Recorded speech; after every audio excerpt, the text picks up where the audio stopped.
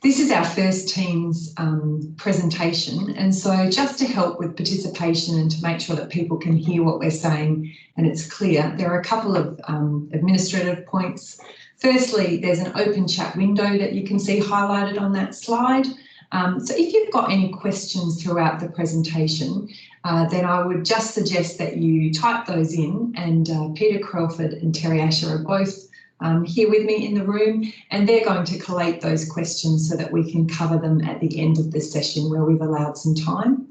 If we don't get to all the questions, and there are a lot of questions, we will follow up after this session. So we will actually provide answers to your questions post this session, and we'll circulate those. The other key point to note here is around microphones. So we are asking everyone to make sure that your microphone is on mute, which we've highlighted there. And that's also something that will just make sure that there isn't that background noise and disruption as we go through this presentation. Left of the mute and the microphone button is the camera video, which we've also cancelled out, and I would ask that you keep that as it is. Otherwise, just be aware that during the presentation there is a chance that faces will appear, and yours might be one of them if that's not cancelled out. So that's just some of the house admin, I guess, and hopefully it's clear enough for you. All I would say is that if you do have questions and you don't find them answered here today, or you need us to cover more information in a bit more detail, just get in contact with us. We will by all means set up further presentations or have further discussions with you and your local government. So in terms of the agenda for today, what we're going to go through is just a very high level overview of the disaster recovery funding arrangements, what sort of assistance is provided, and the underlying principles of the arrangement. And this is something that we've had to develop in Western Australia just to provide some guidance, especially for local governments who potentially have a long time between events, and the DRFA WA is quite new to them. We'll talk about the use of contractors and consultants and try and provide a bit of advice in that space, and what risks need to be managed. So we've now had a bit of experience with the DRFA WA, and local governments have done this through a few events. So some of this risk information has been collated based on experiences to date. We'll cover the costs, what costs might be eligible, and then just some clear guidance on what you can do to prepare for the coming season and for any future DRFA WA event that impacts your local government. At the end, we've got a session for questions. So we've allowed about 30 minutes. The presentation is about 25 to 30 minutes, and then there will be questions.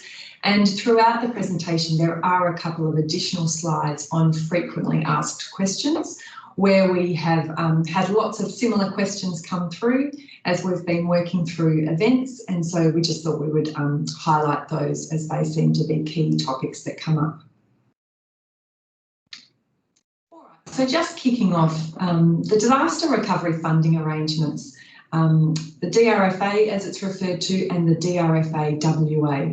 So the DRFA is the arrangement that exists between the Commonwealth and all states and territories. So this is the arrangement that commenced on the 1st of November 2018, so we've almost been going for 2 years.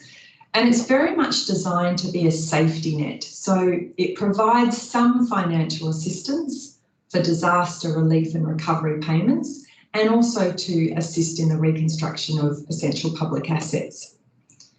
If we want as a state to access funding under this arrangement, we need to follow the guidelines of the DRFA documentation.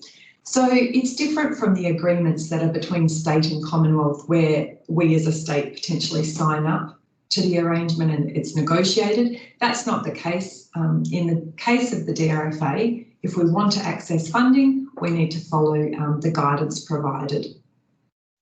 Underneath that, you can see the logo for the DRFA WA. So this is West Australians' application of the DRFA guideline. And if you go to our website, that's the document that you will see come up. It broadly mirrors the DRFA, but there are differences. So there are some assistance measures that we don't provide as a state. There will be things like concessional loans, grants to not-for-profits and some of the individual grants that WA as a state does not provide. But then there is the additional assistance measure that is unique to WA, and that is in regards to the fencing assistance for primary producers. So there are differences. There is a lot of information that is the same, and on the website you will see that we've actually in the guideline greyed out information that is not relevant to Western Australia.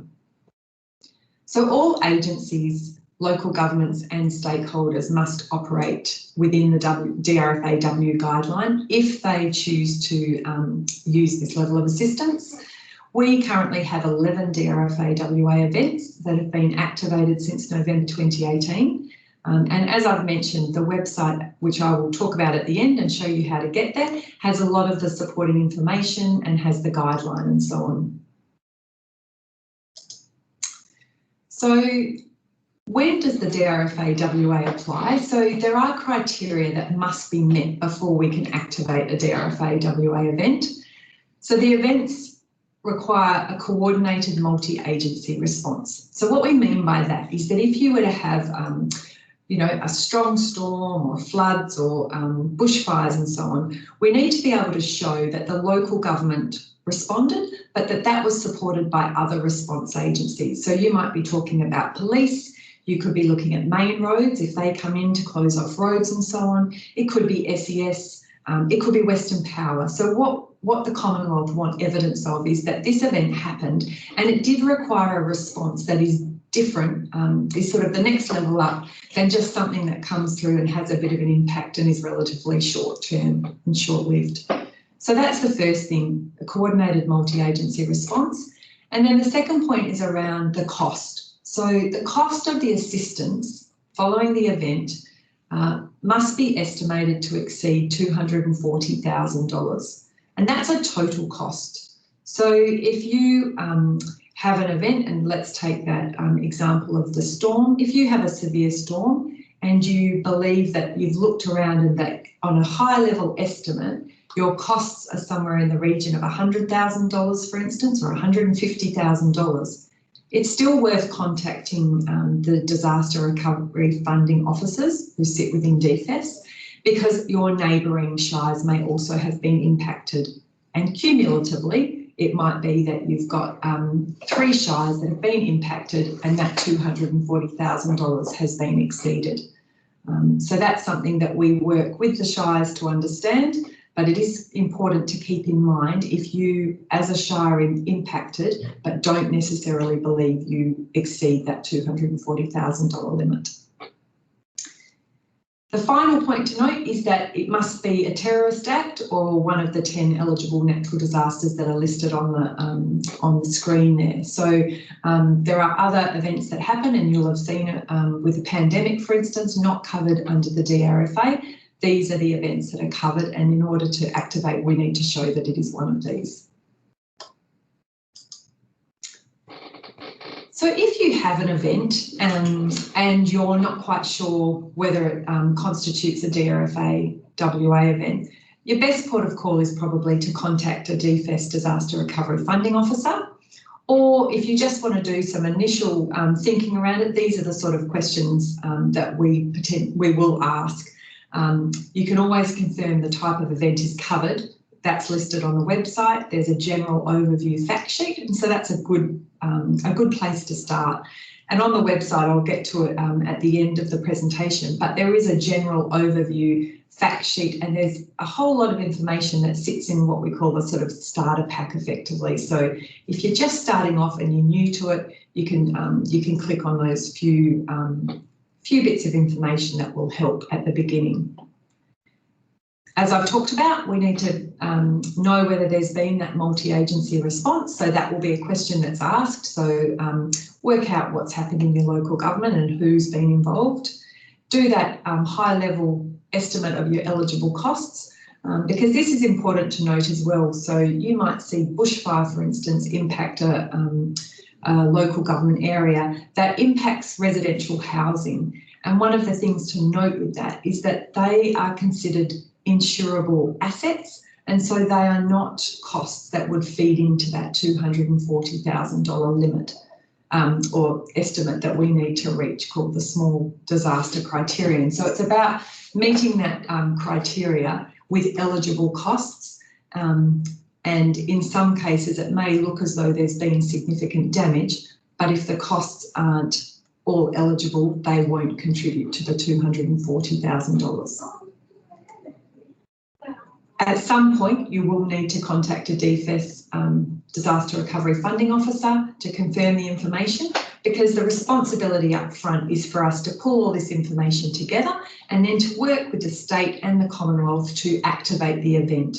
And that really means the Commonwealth will provide us with a number, an AGRN number, which some of you will be familiar with.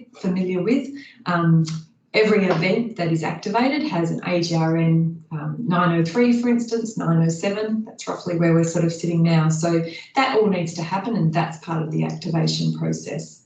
As part of that activation process, we will be using information. So there's a preliminary notification form that you will provide and forward to DFES. And that goes some way in towards us being able to prepare that information for the state and for the Commonwealth to activate. At this point, even though it's quite early on, one of the big things would be to start making sure that your photos and your records that you're keeping during this initial response and recovery phase are up to date, and that you are collating them and collecting them before you've cleared off all your roads and so on. Evidence is really key under the DRFA WA, and it's something that you need to start collecting from the outset. We can't recommend that enough. So that's how you would sort of begin in terms of a DRFA WA event. Some of the questions that we get quite frequently are around where a local government has been unfortunate enough to have a couple of events that have happened over the space of a few months, for instance, and we get asked whether we can merge those events in to create one DRFA WA event. And the answer to that really is no, we can't. So events are individual events that happen. We have had occasion where we've been able to talk to the Bureau of Meteorology and confirm that over the course of, say, a number of days, for instance, the rainfall may be associated with one specific weather system. And in that case, then we are able to have it as the one DRFA WA event. But essentially, if over time you've just had a very bad season, but they are discrete events, we still need to treat them as individual events. So the other question we get quite a bit is, do I have to wait for an event to be activated before I clean up? This is a tricky one because I know people probably think, look, we should wait to see if this event's actually going to be eligible and so on. But the answer here is no. So responsibility for response and recovery is definitely a state and local government responsibility. And so we need to undertake those responsibilities, and you need to start your cleanup activities and so on when you need to do them, so that they help your community recover and they don't present dangers through delays to, you know, clearing your roads and so on. So that's why we come back to that point, which is around your evidence. Start collecting it, make sure that you do have it as you go, but don't wait for that AGRN event to be declared an active DRFA event. It's really important because it can take a few weeks for that process to happen, and you need to proceed with your response activities and recovery activities. The final question is around this local government $240,000. So if your individual local government doesn't reach $240,000, does this mean that the DRFA WA doesn't apply? So as I've mentioned before, it doesn't necessarily mean that. It might mean that, but it just means that we need to do some research. We need to find out if there have been other people impacted and what those costs look like. So it's probably not something we can answer immediately, but we at least know then to go and research and to talk to your neighbouring local governments and to find out what the total cost for that event would be. All right, so moving on to what assistance may be available. So under the DRFA WA, assistance is broken into categories. That's how they refer to it. So there are 4 categories of assistance. The first category, Category A, is really associated with assistance for individuals, communities, and primarily Department of Communities operates in this space, and potentially the impacted local government. So we're talking about emergency food and clothing, your temporary accommodation, and then in some cases your personal and financial counselling and so on, if those services are required. There are other, this is just the extract, it's an example only. There are other assistance measures. So it's just really important to stay in touch when you're providing assistance, because there may be additional assistance measures that, that can be supported through the DRFA WA. Category B, so this is assistance to your small business, your primary producers and your asset owners. So we're talking about interest rate subsidies for small business. We're talking about your professional advice, grants and interest and freight subsidies and fencing reimbursement. That's part of your Category B. Probably by far the largest proportion of costs we incur under this arrangement are around your restoration of essential public assets. So this is your roads, your bridges, so essential public assets in your community that are damaged through the event. And that's where most of the cost is incurred. And certainly we are having a session all about that specific, because there is a lot of information that's required to be given if you are going to repair damaged assets. Category C, it's a community recovery package. So we're talking about grants for small businesses and primary producers, which WA has provided, as well as other community recovery packages, which might be around mental health or tourism, for instance. And I mention these because there's been a huge amount of focus on Category C and what assistance we can provide following the 1920 bushfire season over East. There's real emphasis on making sure that we've got clear understanding across all jurisdictions about what sort of assistance recovery packages we can provide. So if you are to have an event in this coming season, we will be in touch with you to say, how is your community travelling? What sort of assistance is required that perhaps sits outside what we provide through Category A and Category B? It's really important to note that, like anything with the DRFA WA, we need to be able to provide evidence of what we're actually would be doing. So mental health packages, you know, what are we proposing to do? What are the costs? How are we monitoring to make sure it's effective? So there is a piece of work to be done there, but we will be in touch. It's a space that we are very keen to make sure that if these packages are available and the local government has got a demonstrated need for it, that we match that up and we are able to provide that through the Commonwealth. Finally, we've got Category D assistance, and this is not something that we've provided before. In fact, prior to this 1920 season, Queensland had been the only jurisdiction I understand that has accessed Category D assistance, because we're really talking about those very exceptional events like the severe cyclones, Cyclone Debbie and so on, that Queensland has been hit with.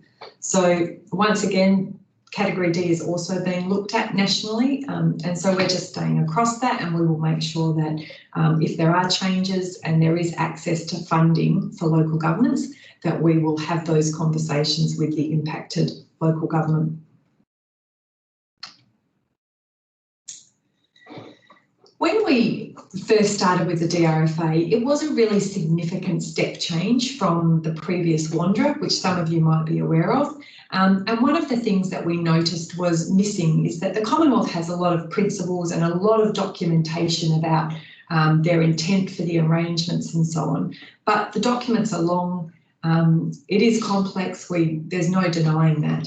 And so it felt necessary to just pull together a very high level sort of guiding set of principles to help local governments and other state agencies when all of a sudden you're impacted by an event and you need to act, and you need to really understand, well, what drives me and what do I need to be considering.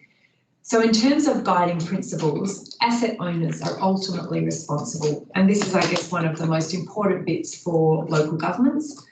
Regardless of who undertakes the works or supervises them, you as the asset owner are responsible for what happens and for the funding that you receive under the DRFA.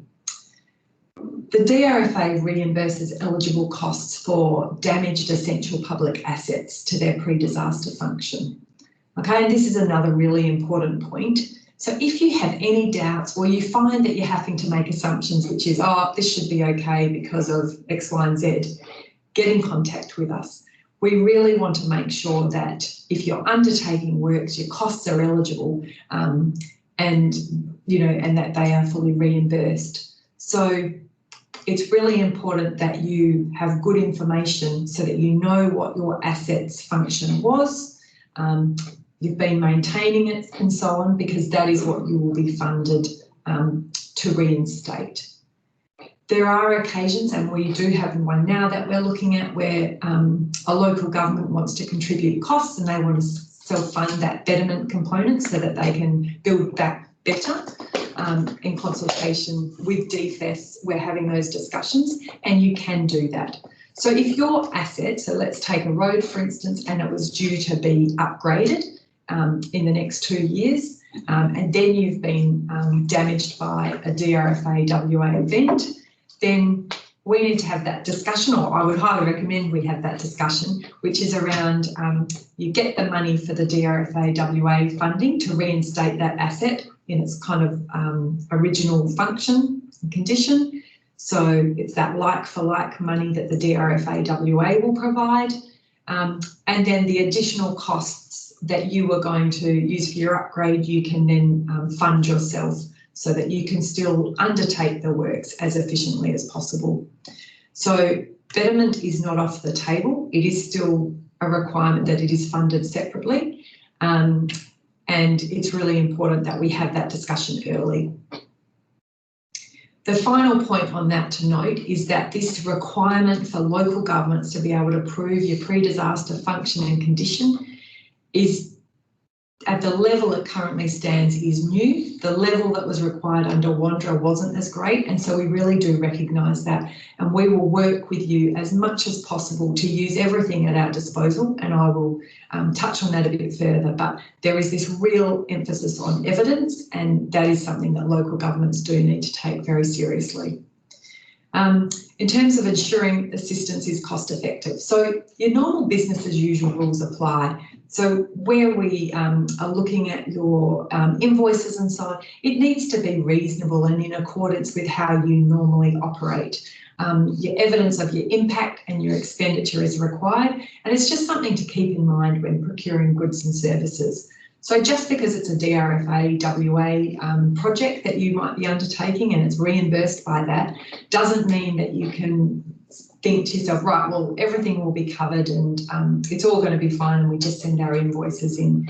You still need to work within your normal operating principles and so on. And that's noting that you may have had to declare an emergency situation which gives you different powers immediately after an event, and that's absolutely fine. That's all taken into account. But this is just something that's important to note because it is a reimbursement scheme. And if costs are deemed or are not deemed eligible, then those costs are the responsibility of the local government. So it's really important that we get this right. And if you keep these kind of key principles in mind, then that should enable you to go forward and certainly ask questions where you think there is some underlying doubt. All right, so using contractors and consultants, which a lot of local governments do, for a variety of reasons, but it is really important to note that it is not a requirement under the DRFA WA, it is an option. Okay, so if you believe that you have the capability and you have the capacity to undertake the repairs to your local government, then that can be done. It has been done by local governments. City of Karratha is a great example. They've worked through it and it was quite early on, so it wasn't without challenges. But but it can be done, and so you just need to keep in mind that consultants and contractors are not a requirement under this arrangement. So if you do employ consultants and contractors to undertake the works, you can claim the eligible costs associated with engaging them to undertake works or to supervise and to oversee the works. Engaging them does not remove that responsibility that sits with a local government to make sure that the costs are eligible, to make sure that they're appropriate and that they're consistent with your business as usual practices. Okay, so some of the considerations that are worth pointing out are ensuring that your works manager or other local government representative is across your scope of works, what you're asking that consultant to do in light of the damage that you've incurred, and that you're getting those updates so that you're aware that the works are progressing. Make sure that when you get invoices pay and for the consultant's work and so on, that you're actually checking that they're appropriate, they're accurate. You know, there is a lot of paperwork, so errors do happen, but it's really important that a local government is actively involved in checking what's happening and in checking those payments. Making sure that your applicable procurement processes are followed, so making sure that you are procuring your goods and services appropriately and in accordance with your policy, because that's our first port of call that we need to check. And I would highly recommend now, so we have a lot of consultants and contractors out there. Not all of them have probably worked in the DRFA WA space yet. Lots will have Wanderer experience, but not necessarily the DRFA experience. But seek references. So, you know, if they've worked in the DRFA WA before, it's worthwhile talking to your fellow local government people who have potentially employed them. Get some references and when you engage them. And finally, I think it's really important to note that not all consultant costs may be covered. So costs have to be directly related to that disaster event. So a good example here would be where, for instance, they might have done your damage pickup, and that presents a great opportunity for you to do a massive update of your asset database for all your assets. So that piece of work to update your database is not covered by the DRFA. It may make sense that the person that's gone and done your damage pickup does it and so on, but it's got to be directly related to that damage on those assets for the event. So an entire pickup of your assets and updating your databases and so on wouldn't be an eligible cost that would be paid for under the arrangement. So there's lots of questions that I imagine we could potentially go through here. So please make sure that if you get a chance and you've got questions, write them in, because Pete's able to do that and to note them. But I think most importantly is to get in touch with us if you do have any questions or concerns or assumptions that you're making. It's worth having a discussion early. So the DRFA WA evidence requirements, so I've touched on this a bit before. Evidence is really important under the DRFA WA. There's a lot of photos, so we're finding we are storing a huge amount. We've got people that send in videos, and there's this great need to really look at a lot of gravel roads as far as I can work out. But we really rely on the fact that the evidence is robust, because that's what the auditors come in and look at when they audit our claim.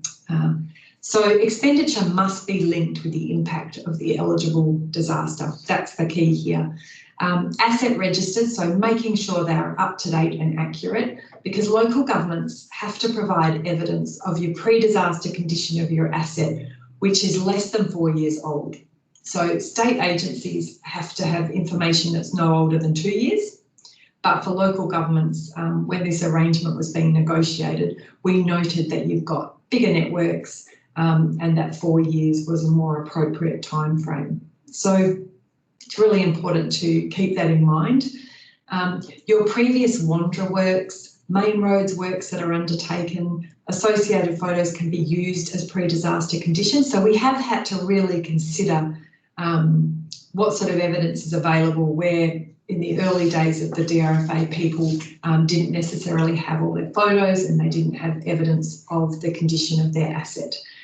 It's a really important one. It's still a problem now for local governments. So please make sure that you are considering, you know, if you can't do your whole network, for instance, what are some of your high risk areas of your network, and make sure that you've got some good information about that. Keep your asset registers up to date, and when you're undertaking maintenance, I cannot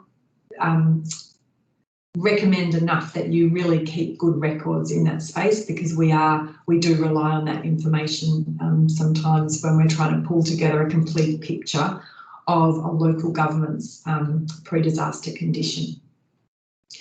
The photographic evidence, which is really important, it is really good to note that not every photo is a good photo. So you can see on the slide there that the top photo really clearly sets the context. You can see that you're talking about damage to a piece of road. You've got enough information, and there's data that sits behind that photo that shows the coordinates, the GPS coordinates and so on.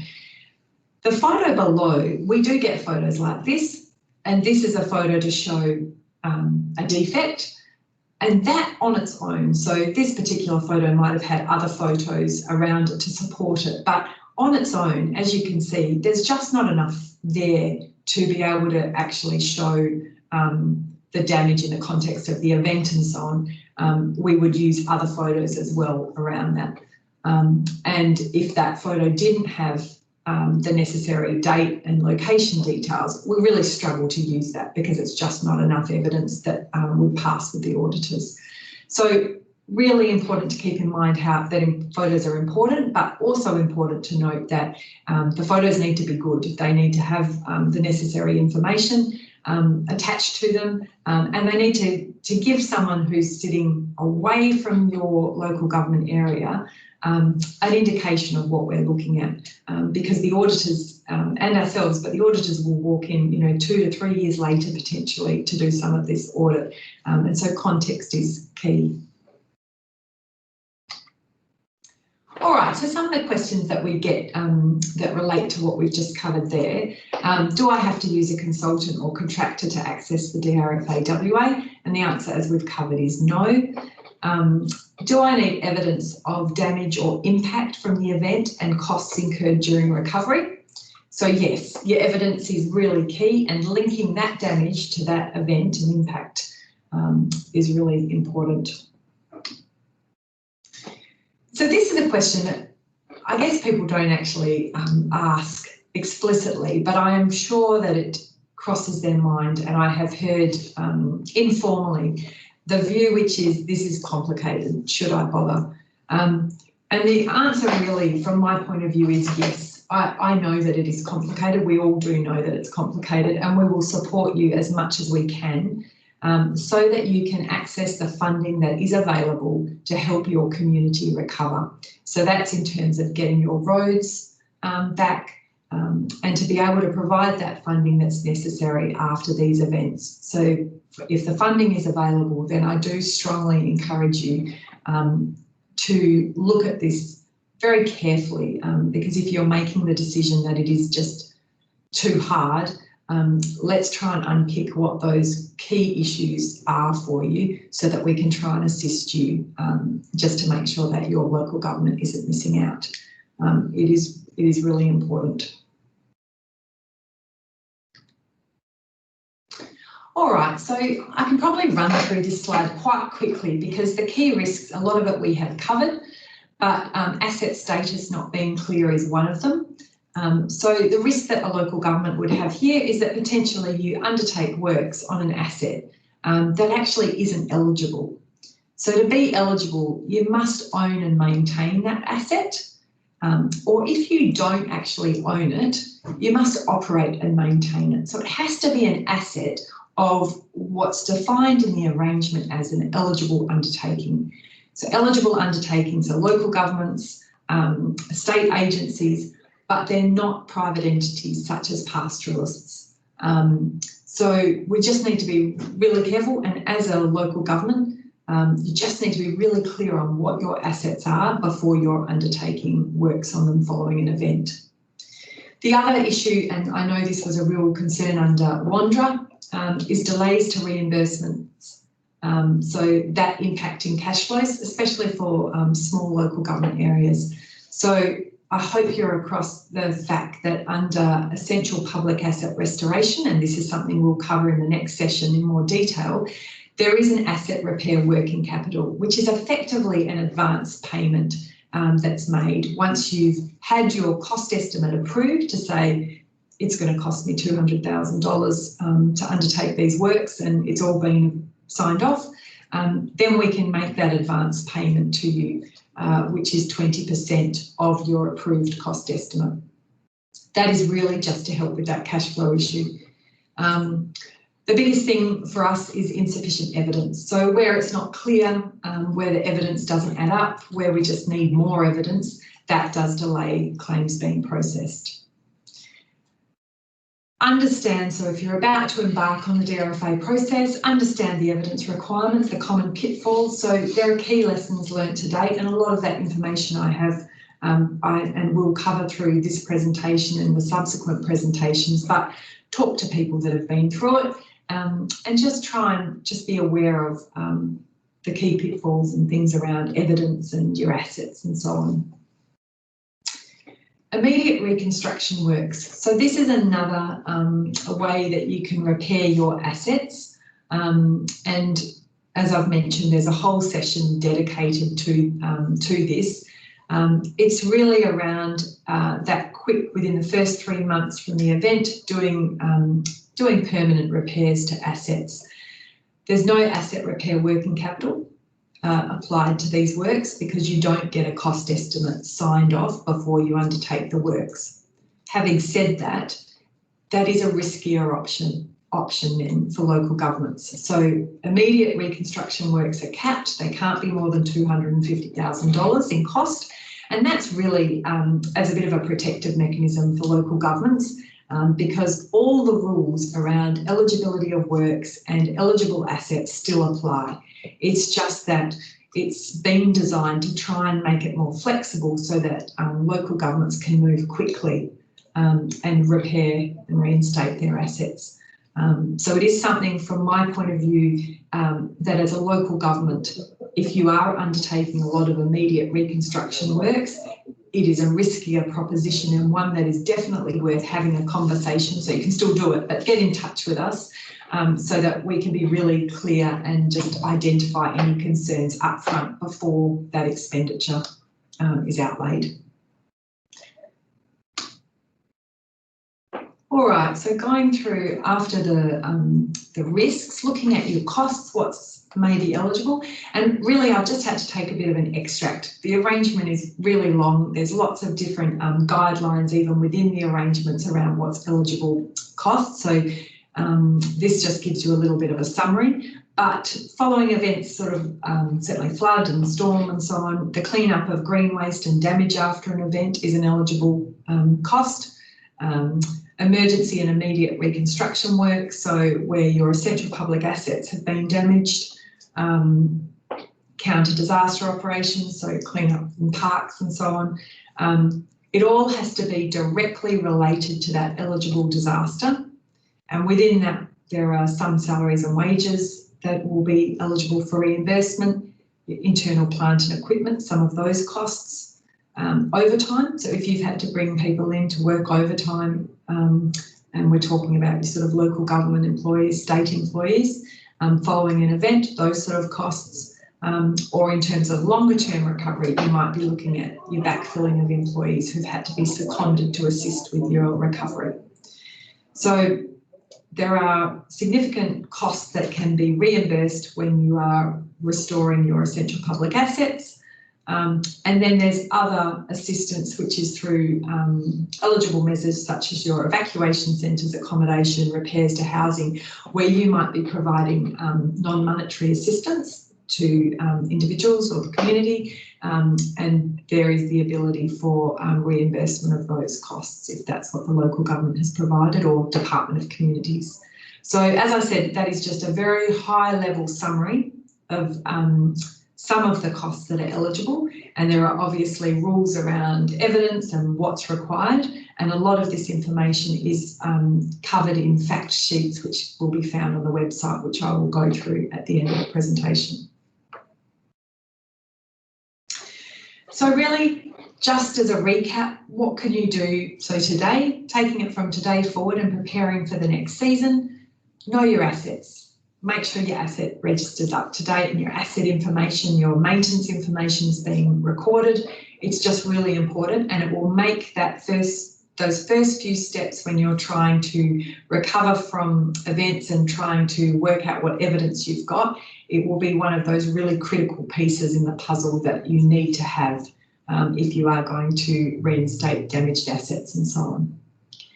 Be clear on your first step. So if you believe an event is eligible, contact the DRFA WA team early. Start collecting the appropriate evidence when you're undertaking those works, your cleanup works and so on. So photos, photos, photos. I know we've talked about it, or I've been through it in previous slides, but photos are key, but making sure the photos are good and appropriate is really important.